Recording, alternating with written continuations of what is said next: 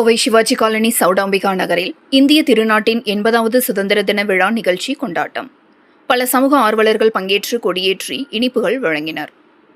கோவை மாவட்டம் சிவாஜி காலனி சவுடாம்பிகா நகரில் அமைந்துள்ள செயின்ட் பீட்டர்ஸ் மழலையர் மற்றும் தொடக்கப்பள்ளி பெதஸ்தா மருத்துவமனை இணைந்து இந்திய திருநாட்டின் 80வது சுதந்திர தின விழா கொண்டாட்டம் மருத்துவமனை வளாகத்தில் நடைபெற்றது.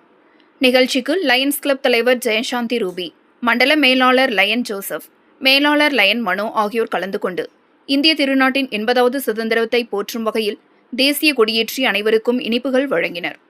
நிகழ்ச்சியில் சிறப்பு விருந்தினராக அனைத்து சமூக மக்களுக்கும் உதவும் பேரவை அமைப்பின் தலைவரும் சமூக ஆர்வலருமான வழக்கறிஞர் புஷ்பானந்தம் கலந்து கொண்டு இந்திய திருநாட்டின் சுதந்திர தினத்தில் சுதந்திரத்தை போற்றுவோம் எனும் தலைப்பில் சிறப்புரையாற்றினார்.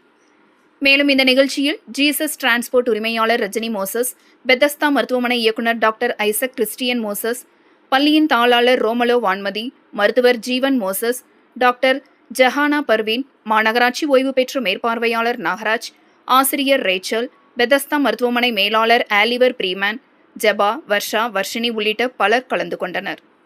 தொடர்ந்து பள்ளி குழந்தைகளின் நடன நிகழ்ச்சிகள் நடைபெற்றது. இதனைத் தொடர்ந்து பசுமையை காப்போம் என்ற விழிப்புணர்வை ஏற்படுத்தும் வகையில் அனைத்து சமூக மக்களுக்கும் உதவும் பேரவையின் சார்பாக சுமார் 60க்கும் மேற்பட்ட பொதுமக்களுக்கு மரக்கன்றுகள் வழங்கப்பட்டது என்பது குறிப்பிடத்தக்கது.